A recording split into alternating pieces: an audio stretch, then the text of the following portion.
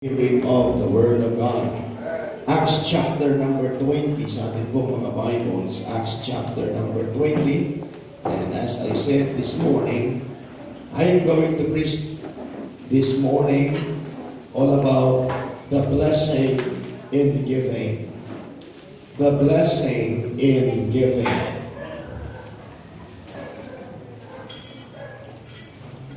The blessing in giving. Acts chapter number 20. Let's begin reading from verse number 18. Chapter 20, verse number 18. At babasahin natin ang mga talata upang ating maunawaan ang konteksto ng ating pag-aaralan ngayong umaga. Are you there, amen? The Bible says, "And when they were come to him, he said unto them, Ye know, from the first day that I came into Asia, after what manner I have been with you at all season, serving the Lord with all humility of mind, with many fears and temptations, which befell me by the lying in wait of the Jews, and how I kept back nothing that was profitable unto me, unto you, but ye have showed you, and have taught you publicly and from house to house, testifying both to the Jew and also to the Greek, repentance toward God and faith toward the Lord Jesus Christ. And now behold, I go bound into the Spirit unto Jerusalem, not knowing the things that shall befall me there, save the Holy Ghost, witnesseth in every day, saying that bonds and afflictions abide in me. But none of the things move me, neither count I my life dear unto myself, so that I might finish my course with joy, and the ministry which I have received of the Lord Jesus, to testify the gospel of grace of God." In verse number 35, para makasave ako ng time, that's our text. "I have showed you all things, how that so laboring ye ought to support the weak, and to remember the words of the Lord Jesus, how he said, It is more blessed to give than to receive." Tayo po sandaling manalangin. Dakila namin Diyos na makapangyarihan po sa lahat. Maraming salamat, Panginoon, sa umaga pong ito. Salamat sa natapos naming Sunday School. Maraming salamat din po sa presensya ng mga bisita, sa presensya ng mga members, sa presensya ng bawat isang narito ngayong pong umaga. Maraming salamat po.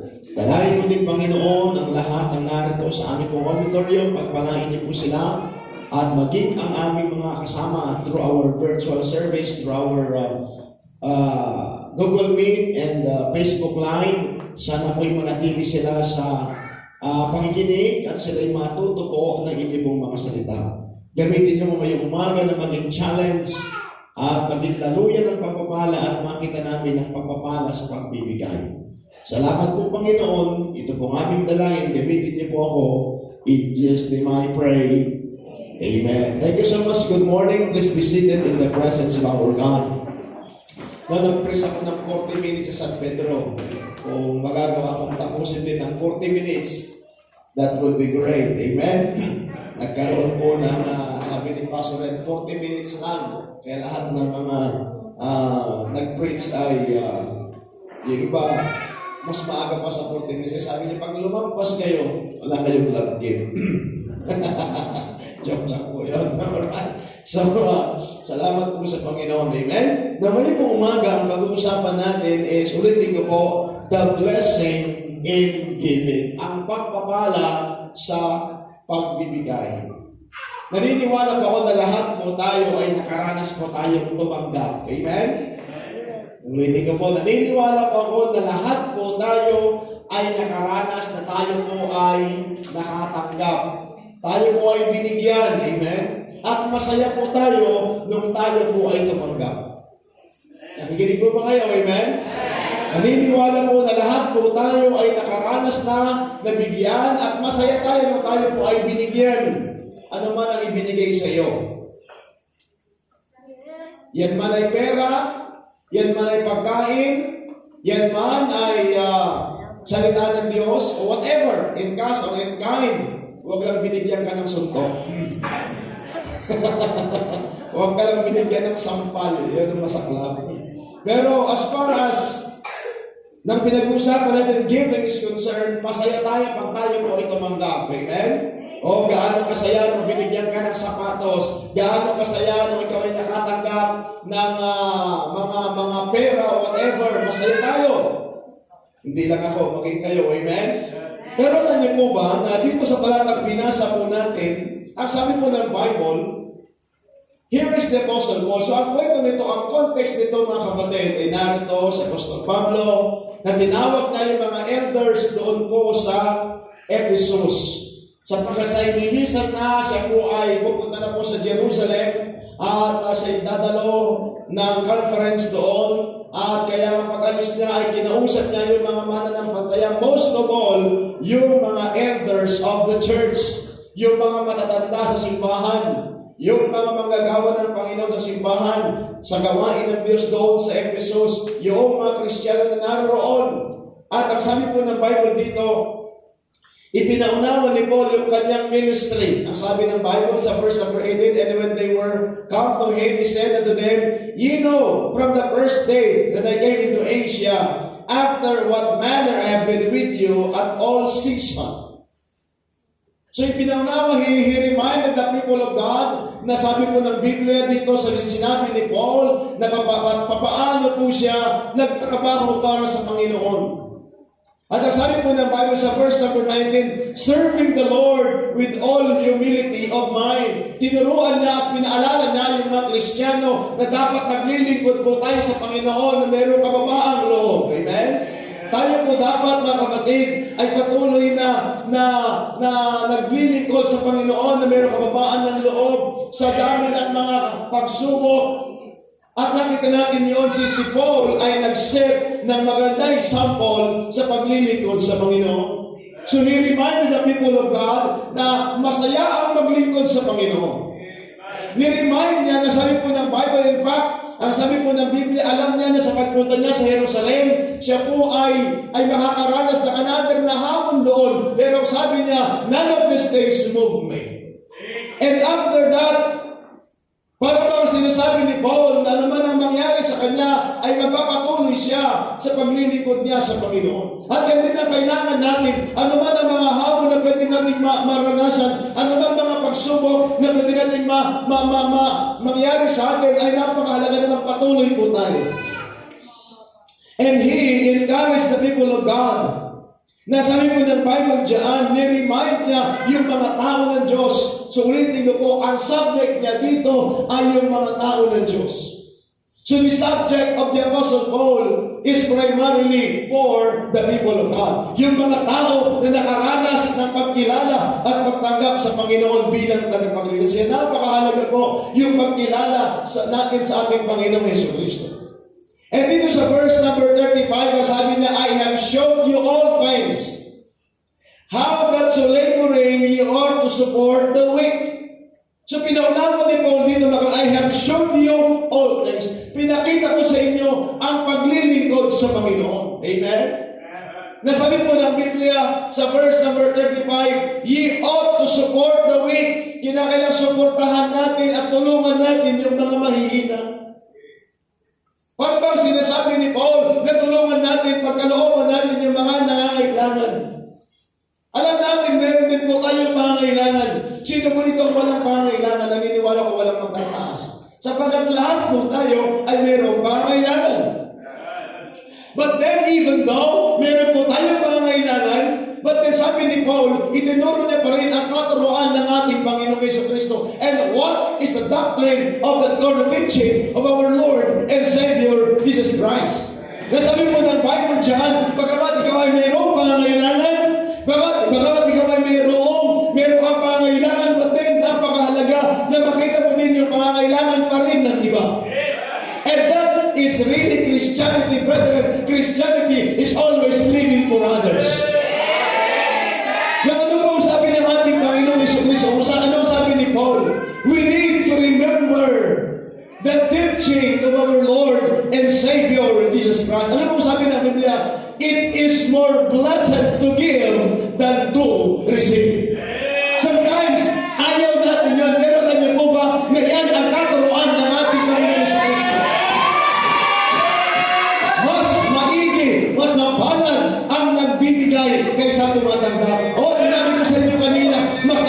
pag tayo ay tumatanggap.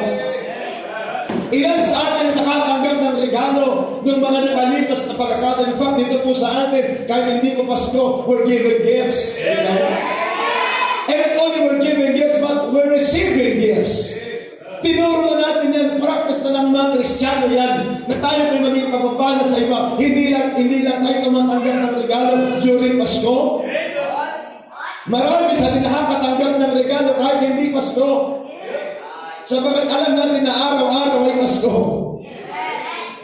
Yan ang kanta. Araw-araw ay magiging Paskong lagi ang salipo ng pagparito. Yan. Pumapakanta kayo tuloy. Patawad. Masyado kayong seryoso. Kayong kumagay. Sulitin ko po. Narito si Apostol Pablo bilang lingkod ng Panginoon. Kanyang pinaalalahanan ang mga elders, ang mga Kristiyano, na sabi niya, "It is more blessed to give than to receive." And that's why, pinamagatan ko po ang mensahe ito, the blessing in giving. Ang pagpapala sa pagbibigay. Sabi ko nga sa inyo kanina, napakasarap na ikaw ay tumatanggap. Pero alam niyo po ba na sabi ng Panginoon, mas mapalad, mas masaya, alam niyo yung word na blessed ay hindi lamang mapalad, but alam niyo happy. Happy, yan ang ibig sabihin po ng blessed. Marami ng beses na naririnig natin, blessed sa chapter 5 ng Book of Matthew, naroon yung katuroan ng ating Panginoon Hesus Kristo, blessed, blessed, blessed, blessed, blessed. Meaning happy, happy, happy, happy. So mas mapalad, mas masaya ang nagbibigay. Kung masaya po ang nakakatanggap, ba't naniniwala po ako na mas masaya ang nagbibigay? Amen? Amen? Kaya bilang isang Kristiyano, many times tayo po tumatanggap, pero sana matutunan na rin po natin na tayo po ay nagbibigay sapagkat mas masaya ang nagbibigay. Are you listening, amen?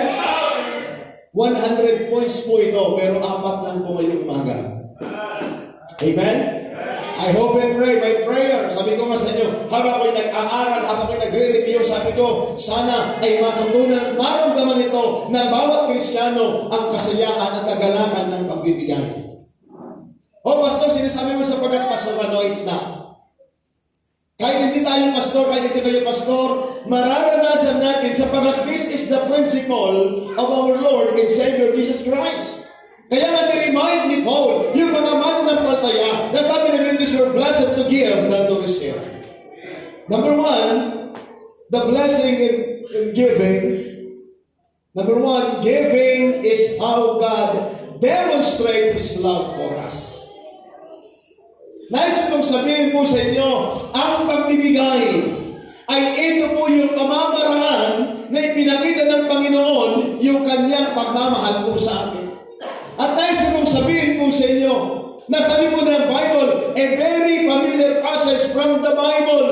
This is the well-known verse of all time, John chapter 3, in verse number 16. Ang sabi po ng Biblia, "For God so loved the world that He gave His only begotten Son, that whosoever believe in Him should not perish but have life." Dapat nating maunawan sa Tagalog, sabi po ng Biblia, gayon na lamang, ibig sabihin ng gayon na lamang, labis-labis. Labis-labis yung pagmamahal ng Diyos sa sanlibutan. Sino yung sanlibutan? Yung mga tao, tumutukoy sa mga tao ng sanlibutan. Na ibinigay niya ang kanyang bugtong na anak upang sino mang sumampalataya sa kanya ay hindi na mapapahamak, kundi magkakaroon ng buhay. That's the way He demonstrates the love of God sa sanlibutan na makasalanan. Sanlibutan na hindi kaibig-ibig. Sanlibutan na lumayo sa Diyos. Sanlibutan na hindi kaaya-aya sa Diyos. Ba't ganun ba man? Sapagkat mahal ng Panginoon ang mga tao ng sanlibutan, ibinigyan niya ang kanyang anak. That's why, brethren, we need to understand that this morning. The very presence of Jesus, that is the demonstration of God sa ating pong lahat. Ipinakita niya yung kanyang pagmamahal. Kaya ano ang Diyos ay nagmahal, nagbigay. nagbigay. Kaya nga nais akong sabihin sa inyo, the very essence of love is giving. The very meaning of love is giving. Kaya nga mga kapatid, noong ang Ama ay nagmahal sa mga taong hindi kaibig-ibig, ibinigay niya ang kanyang anak. That is a demonstration. Maaaring hindi naiintindihan ng bawat isa yan. Pero nais akong sabihin sa inyo, sa lahat ng naligtas ngayong umaga, kinilala mo ang Panginoon Jesucristo bilang tagapagligtas.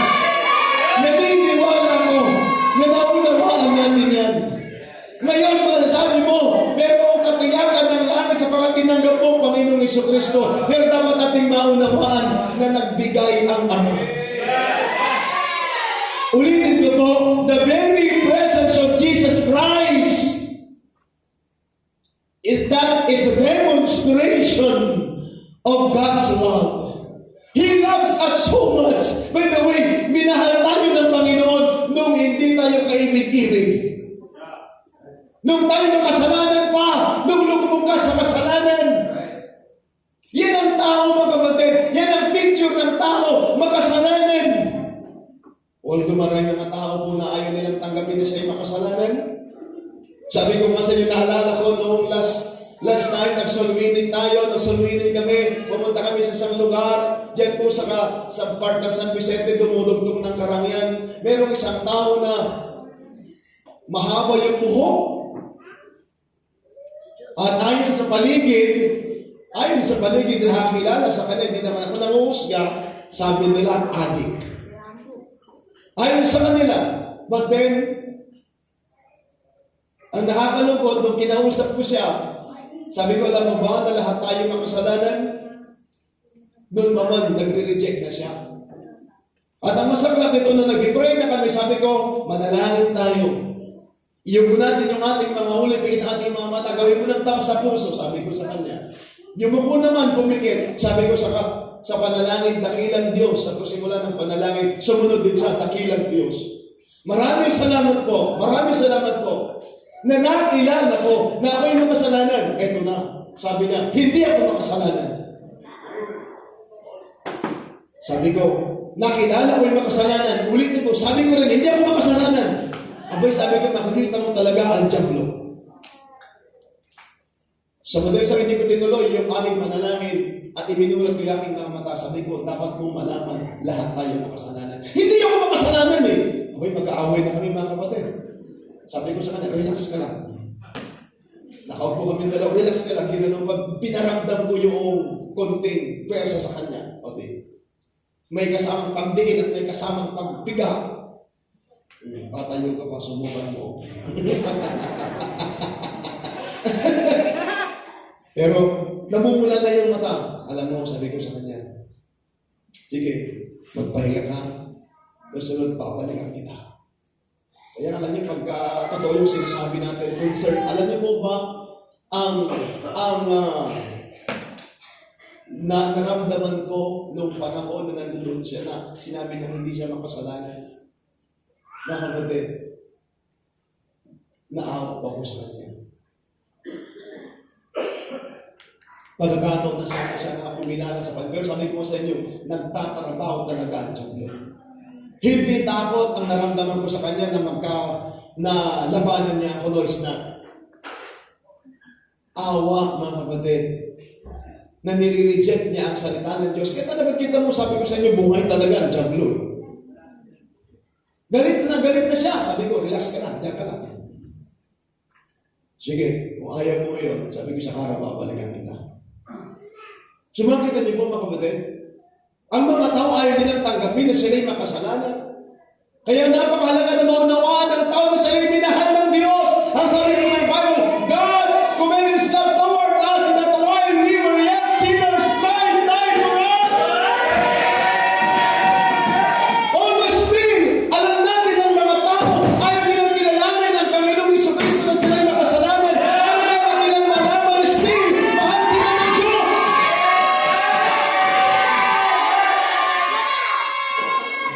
Tama na yan. Sigurado nyo na-intindihan yung iniimilan ninyo. Kaya nga mga kapatid, mahalaga na maintindihan na lahat tayo inibig ng Diyos. Giving is how demonstrate His love for us. Na tayo makasalanan na walang kwenta, hiwalay sa Panginoon. Pero minahal tayo ng Diyos. Ano na unawa niyo sabi ng Biblia, He gave His only begotten Son. Siguro sinasabi natin, sige, kunin mo ng lahat, huwag mo lang kunin yung anak ko. Naunawaan niyo po ba? Halimbawa, meron bang nanakaw sa inyo? Kunwari lang, huwag naman sanang mangyari. Pinasok yung bahay ninyo, nasabihin niyo, sige, magnanakaw ka, sige, kunin mo na lahat, huwag mo lang kunin yung anak ko. Pero mga kapatid, sapagat alam niyo, mahalaga yung anak ninyo. Alam niyo yung pera kaya niyo kitain. Alam niyo yung appliances kaya niyo kitain. Pero yung anak ninyo, hindi nila mapapalitan. Pero dapat niyo mong maunawaan. Ang Panginoong Hesus, hindi niya binigay lang yung pera niya. Hindi niya lang ibigay kung sino-sino, kung ano-ano. Kundi ibinigay niya mismo yung kanyang kahit sa isang anak. Nagwawagin mo sa lupa, ipinako sa cross, namatay, dinibig at muli na po ay alang-alang lang sa ating mga kasalanan. Hindi niya ipinagkait yung pinaka-precious sa kanya. Kaya naunawaan niyo ba yung pagmamahal ng Diyos? Kaya nga, hindi ka pwedeng magmahal na hindi ka pwedeng magbigay. Kaya kung sinasabi ng mahal niyo ang gawain ng Panginoon, hindi mo pwedeng mahalin ang gawain ng Diyos, hindi ka pwedeng magbigay. Sabi mo, mahal mo yung anak mo, hindi mo pwedeng mahalin yan na hindi ka nagbibigay. Sino man ang binibigyan natin, mahal natin. Amen? Kaya napakahalaga na maunawaan na giving is how God demonstrates His love for us. Kaya kailangan matutuwanin natin na magbigay. Kaya bakit na nagbibigay ng oras sa mga taong hindi nakakilala sa Diyos? Bakit na nagbibigay ng panahon sa mga tao na walang pagkaalam tungkol sa Diyos? May mas talas na nagbigay kayo ng panahon sa mga taong hindi mahal ng Diyos para kausapin sila at ibahagi sa kanilang magandang balita ng kaligtasan. By the way, ang magbibigay hindi lamang limited sa pera, hindi lamang limited sa bagay, kundi napakahalaga maging ng panahon, maging ng kaalaman at ang lahat ng mga bagay na pwede natin ibigay upang sila'y magpalain at maunawaan nila ang mga bagay na patungkol sa Diyos. Sometimes kasi limited lamang pera lang ang isipan natin. How about your time na ibigay mo sa Panginoon? Kaya ka napakahalaga na maunawaan natin ito mga kapatid. Hindi lamang ang pagbibigay, hindi lamang limited sa pagkain, hindi lamang limited sa anumang bagay na mayroon po tayo. Bakit hindi kaya sa bawat Kristiyan na magkaroon tayo ng panahon sa Diyos? Sabagat yan ang napakahalaga. Sabagat mismo ang panahon ng Diyos, ang kanyang anak ay kanyang ibinigay para at the most precious ang ibinigay sa atin ng Diyos. Giving is how God demonstrates His love for us. Number two, the blessing in giving. Number two, giving trust in God's provision. Giving trust in God's provision. Alam niyo po pag nagbibigay ka, nagtitiwala ka sa provision ng Diyos sapagat ang lahat naman ay nagmumula sa Diyos. Many people don't give often because of fear that they will run out of resources. Marami pong mga tao, hindi sila nagbibigay palagi, hindi sila malimit na nagbibigay. Alam niyo kung bakit? Meron silang pagkatakot na sila'y mawawalan. Pag ibinigay ito, paano na ako? Pag ibinigay ito, paano na ako? Baka mawalan ako, baka maubusan ako. Ibig sabihin, nag-aalala ka na mauubusan ka. Pero alam niyo po mga kapatid, may gawa yung nagbibigay, hindi ka mauubusan. Alam mo, sabi mo ng Biblia, they believe in Luke chapter 6 in verse number 38. Ano pong sabi mo na nila? Give and shall be given you. Makita po ninyo, patuloy ka nagbibigay pero hindi ka nauubusan. Are you listening, amen? Kaya ka nagbibigay sapagat na ibinibigay sa iyo ang Panginoon. Kaya kahit sino mang pinakamahirap ngayong umaga, mga kapatid, kinakailang matutunan natin ang pagbibigay sapagat ang pagbibigay ay pagtitiwala sa Diyos na patuloy mag-provide ng Panginoon yung pangangailangan natin. By the way, hindi yung lakas mo nag-provide ng pangangailangan mo, it is God. In the same way, God is allowing you na magkaroon ka ng anumang bagay na pinagkakalob sa iyo ng Panginoon. Amen? Kaya sabi ko nga sa inyo, ito ugali ng mga ito, bakit di sila natututong magbigay na malimit? Sapagkat iniisip na sila'y mawawalan. Mawawalan ang kung paano na yun. But you need to understand that great givers trust in divine provision. Great givers, they trust in divine provision. Naniniwala ako, kaibigan ka uli ng Panginoon. Bakit? Sa kanya lahat nagmumula yan. Give, it shall be given you. It takes faith and courage in God to believe to the divine principles. Please open your Bible to Proverbs chapter 11, and we can see here, brethren, Proverbs chapter 11, verse number 24 and 25, narito yung prinsipyo po ng Biblia. Proverbs chapter 24, Proverbs 11, 24 and 25. There is that scattereth, yet increaseth. And there that withholdeth more than is made, but it tendeth to poverty. The liberal soul shall be made fat, and he that watereth shall be watered also himself. That's the principles of the Word of God. Amen? Ano po sabi po ng Biblia sa verse 24? He that there is that scattereth, yet increaseth. Merong naghahasik. Ang sabi po ng Biblia, at nag-i-increase. Kaya gusto mo talaga na mag-increase, maghasik. Tignan po ninyo. This is a principle ng mga nagtatanim.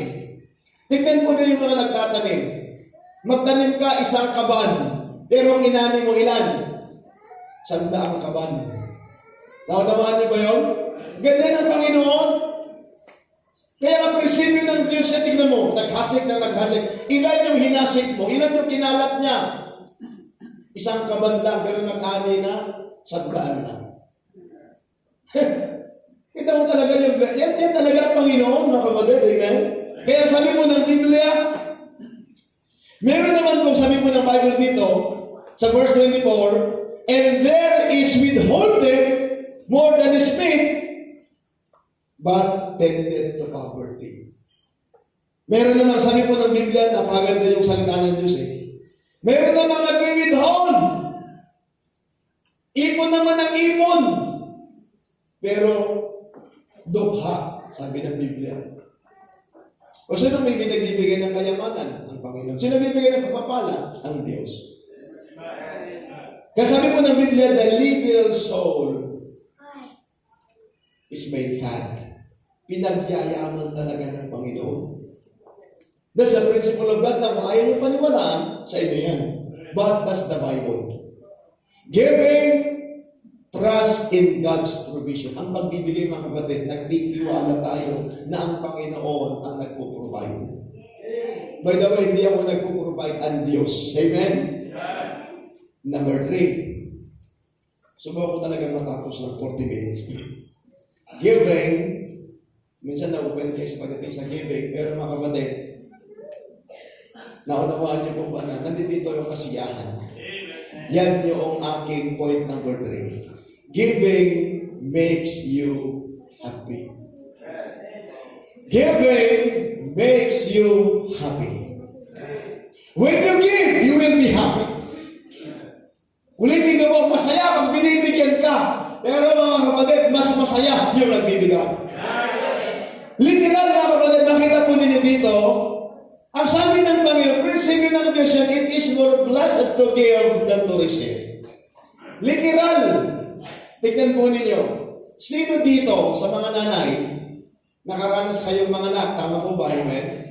Pagkatapos yung nag-give birth, nalungkot kayo. Please tell me ngayong umaga. Pagkatapos mong nagbigay na, nanganak ka, Nakakalungkot naman ng anak ako. Kaya mga kapatid, giving makes you happy. Nung ikaw ay nanganak, alam mong nahirapan ka. Alam mo na! Pero, nakasampo. Amen? Praise the Lord. At kung nakita mo yung anak mo, isa pa ulit, you are very happy nung nakita mo yung anak mo. Diba? Kanta yun eh. Nung isilang ka sa mundong ito, laking tuwa ng magulang mo. Buti mo yung kanta, naginiwala eh. That's exactly what it is. Literal na kapatid. Giving makes you happy. You are happy when you receive. But most of all, giving makes you happy. Masaya ka, pero ay nagbibigay. Kaya makita niyo yung mga tao hindi nagbibigay, malungkot sila. Eh, gusto mo maging masaya yung buhay mo, matutunan mo ang totoong kasiyahan. Nagbibigay. Alam mo, yung isipin mo lamang na napasaya mo yung ibang tao, yan ang totoong kasiyahan. Oo, sabi ko sa inyo, marami sa atin tuwan-tuwa tayo pag tayo mo ay naka-receive. But ang totoong kasiyahan, mga kapatid, when you give. Giving makes you happy. Kaya ang mga masasayang Kristiyano, yung mga givers. Don't you know, brethren, na tayo mo yung bunga ng nagbibigay salamat sa aming simbahan, sa Christian Bible Baptist Church, Fort Bonifacio. What's that? They give to the Lord. They give to missions, and we are the fruit. Kaya sabi ni Paul, I am bound to thank God for you. It's because you give. You grow in your Christian life. The reason why meron po tayong na-accomplish by the grace of God is because you give. Bakit meron tayong simbahan na church building is because you give. Bakit meron ministry sa mga aitas is because you give. Kaya mga kapatid, giving makes you happy. Kaya huwag kayong malungkot pag kayo nagbigay. Dapat masaya. Sabagat na nandiyan ang totoong kasiyahan. Sabi ko nga po sa inyo mga kapatid, even studies mga kapatid and survey, people are happy when they learn to give.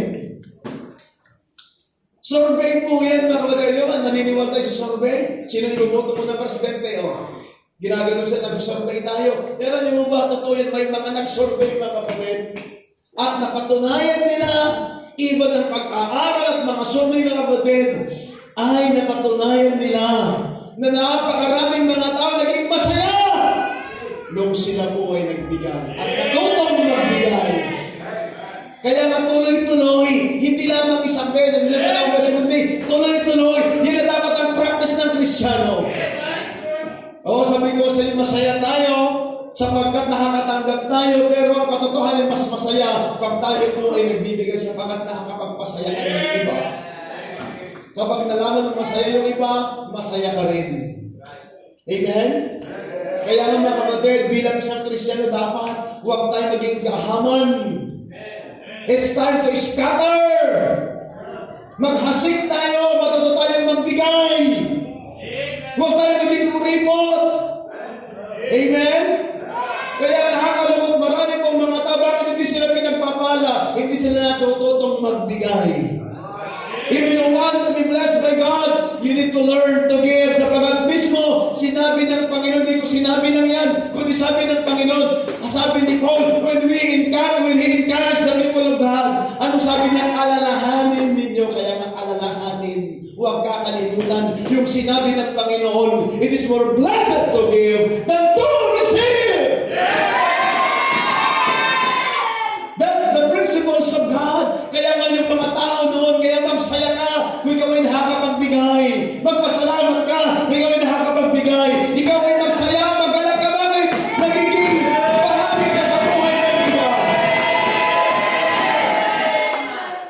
Sasabihin mo, malungkot ako, bakit?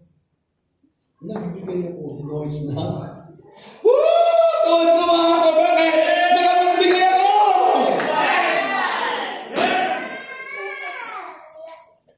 Giving makes you happy. Kaya kung gusto maging masayang Kristiyano, matuto kang magbigay. Amen? Huwag kang maging kurikot. Matuto kang magbigay ng oras mo, ng panahon mo, at even ng mga resources mo sa gawain ng Panginoon. You will be happy. Kaya maraming mga Kristiyano malungkot bakit hindi natutunan ang kagalakan ng pagbibigay. And the last for this morning, may karoktong pa po ito. Sabi ko sa inyo, 100 points eh. I have a lot to reason for the blessing of giving.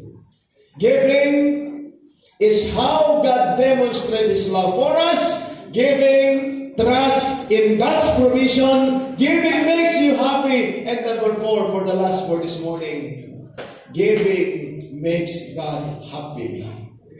Giving makes God happy. Hindi lamang po yung masaya ang nagbibigay, kundi maging ang Panginoon ay masaya. Kaya ikaw ay natutong magbigay. God is always very pleased when praises and thanksgiving are ascribed to Him by the less privileged when they receive gifts from generous givers. Anong ibig sabihin? Alam niyo po ba na natutuwa ang Panginoon kapag may mga taong tumatanggap kasi may nagbigay. Yung mga taong walang kakayanan, sila'y tumanggap, napupuri ang ating Panginoon. Kaya gusto mong purihin ng Panginoon, matuto kang magbigay. Amen? Kaya nga diba, ano sinasabi ng mga taong nakatanggap? Salamat sa Diyos, ginamit ka ng Diyos. Alam niyo po ba na lahat po tayo ay daluyan ng pagpapala lamang? So we need to be channel of blessing. Ang mga tao ay nagpapasalamat sa Panginoon sa mga taong natututong magbigay. Halimbawa, binigyan ng isang tao sa Panginoon, salamat po. Ginamit niyo si tataw na makulit. O tayo may kami na nagkala mo, hindi ka na nakikita. Pero maganda ng example ko. Panginoon, salamat po. Ginamit niyo po si tata kahit na bata, nagbigay. Alam niyo ba na doon sa Bible, dami ginamit ng mga bata na sila'y nagbigay? Naalala niyo ba, nung ang ating Panginoong Hesus gumawa ng mirakulo, na nagpakain ng Panginoon ng 5,000 katao, sapagkat merong isang batang ginamit ng Panginoon doon sa aktibidades na yun. Wala silang pagkain. Pero mayroong isang bata na may dalang 5 tinapay at 2 isda. At yung batang yun, tinuruan ng kanyang magulang na ibigay. Hindi niya sinarili. Nakita ng mga disciples, kinakain na kumain ito, sabi ng ating Panginoon. Pero sabi ng disciples, sa tayo kuha ng pagkain, wala tayong nakakuha ng 5,000, pakakainin mo 5,000. Pero sabi ng isang disciple, mayroong isang bata na may baon ng pangalan niya si Timothy. Meron siyang daladalang 5 tinapay. Alam niyo po, barley loaves, pagkain ng mahirap yun in Bible times. Sapagat mahirap lamang yung bata. At 2 isda. At kanyang ibinigay. At nung ibinigay niya sa Panginoon, pinadami ng Panginoon. Yan. Bakit? Meron isang batang natutong magbigay. Hindi na itinago! Hindi na ginagawa kumain doon sa sulok at siya lang na kumakain. Ah, sarap ng kain mo dito. Baka na kayo magutom yan. Hindi. Isinyer niya. At doon gumawa ang Panginoon ng miracles. 5 tinapay at 2 isda. 5 tinapay at 2 isda. 5 tinapay at 2 isda. Binigay ng bata. Lahat ay kumain, lahat ay nabusog. Lahat ay kumain, lahat ay nabusog. Lahat ay kumain, lahat ay nabusog. Sa biyaya ng Diyos. Bakit? May nagbigay. Thank God Mula sa batang yun na tinuruang magbigay. Kaya nga parents, it's time na turuan natin ang ating mga anak na magbigay. Huwag magtamot. Amen? O nakakalungkot, kaya alam niyo po mapag-ibig dito po sa simbahan natin. Sino po ang natutong magbigay sa ating mga anak? Yung mga anak na mga miyembro tinuruan na magbigay sa gawain ng Panginoon. Kaya nga it is a responsibility not only for them na sila'y lumago, but it's time na turuan na sila na magbigay na matuto kang magbigay sa Panginoon, sa gawain ng Diyos. At yan ang maging matutunan mo, ang masayang magbigay. It's because it makes you happy and it makes God happy. Just imagine, sabi ko nga sa inyo, kapag ang tao po ay nagpasalamat, yung binigyan mo ay nagpasalamat, ang pasasalamatan niya ay ang Diyos na ginamit ka niya. Natutuwa ang Panginoon. Marami po mga ito na less privilege. At pag naintindihan nila, sila ay nakatanggap ng pagpapala salamat sa mga taong ginamit ng Diyos. Amen? God is glorified in our giving. Generous giving reflects the very nature of God. Yan talaga yung nature ng Diyos. Kaya makikita ang Panginoon sa atin. Bakit ang Panginoon? Siya ang unang nagbigay. Kasi when you learn to give, that is the very nature of God. So nagre-reflect ang kagandahan at kabutihan ng Panginoon sa buhay natin. Giving makes God happy. Kapag tayo pinatutong magbigay, nagiging blessing sa iba, nasusolve yung problema nila. At pinasapasalamatan nila ang Panginoon. Hindi nagkukunin yung glory, kundi tuturuan natin sila na magpasalamat sa Panginoon. Kaya kung tayo na ginagamit na masalamat, at ibibigay natin lahat ang magpupuri sa Diyos. Bakit? Nagre-reflect sa atin ang kagandahan ng Diyos. Kaya napakaganda na iunawaan natin yun. Kaya mga kapatid, don't be offended on giving. Some of you Christians, ayan na naman si Pastor giving na naman, giving. No, it's not. It's because we need to enjoy and we need to learn and be happy. It's because when you understand giving, make others happy, and even giving, most of all, make God happy. Napapasaya mo ang Diyos. Kaya mga kapatid, giving to His work, brethren, advances His kingdom. Kaya kapag nagbibigay ka sa gawain ng Diyos, pinapalawak nyo yung gawain ng Diyos. Anong gusto nyo lumawak? Gawain ng Diyos o gawain ng Diablo? The reason why lumalawak at lumalawak ang gawain ng Panginoon, bakit? May mga Kristiyanong nagbibigay. Nakakaintindi ng pagbibigay. Pero bakit hindi lumalawak ang gawain ng Diyos? Bakit kawawa ang gawain ng Diyos? Lumalawak ang gawain ng Diyos. Diablo, bakit? Maraming mga Kristiyano ayaw magbigay. Iniisip lamang yung kanyang sarili. Kaya mga kapatid, magpasalamat tayo na ginagamit ang ating simbahan to train people. To reach people for the Lord. Kaya nga ito yung simbahan na ahensya ng Panginoon na mag-train tayo ng mga kabataan so that one day, patuloy na lumawak ang gawain ng Panginoon. And we will be happy. And most of all, God will be happy. Why is that? Lumawak yung gawain ng Panginoon. Lumawak. Kaya mga kapatid, don't be offended on giving. Learn to give. I hope you learned something this morning. Pasayahin natin ang langit dahil sa ating pagbibigay. Pasayahin natin ang iba dahil sa ating pagbibigay. Giving trust in God's provision. Kaya pag nagbibigay ka, nagtitiwala ka, na kahit maubusan ka, bibigyan ka uli ng Panginoon. Bakit? Siya po ang source ng lahat. Bakit ka mag-aalala na maubusan ka kung alam mo bibigyan ka uli ng Panginoon? Amen? Ako hindi ako mag-aalala na maubusan ako bakit alam ko bibigyan ako ng Panginoon. Yan ang pinakamagaling ay magtiwala ka, bibigyan ka ng Panginoon. Kaya doon mo talaga makita yung provision ng Diyos. Hindi ka lang nagtitiwala sa provision na ibibigay sa iyo, kundi doon sa sa provision ng Diyos. At tingnan nyo nga po yung mga ibon sa kalawakan, wala man nagbibigay sa kanila, pero binibigyan sila ng Panginoon ng pagkain.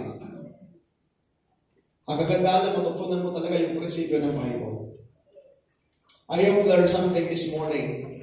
A lot of people today malungkot sapagkat hindi nila natutunan ng pagbibigay. Napakasaya pag tayo may tumatanggap. But napaganda rin na maranasan natin ang masaya pagbibigay. In closing, I'd like to thank the Lord for the people, members of this church, na hindi nyo pinagkakait ang mga tithes at mga offerings at mga commitment nyo para sa gawain ng Diyos so that ang ating simbahan ay patuloy na ma-accomplish at gusto ng Panginoon na patuloy na lumawak ang kanyang gawain to reach more souls and to reach more souls. By the way, if you're giving to the Lord, every time na mayroong naliligtas, meron kayong bahagi at masaya ang Panginoon. I have a lot of testimonies and stories, but I am going to give you last Sunday the continuation of this message. Amen? The blessing in giving.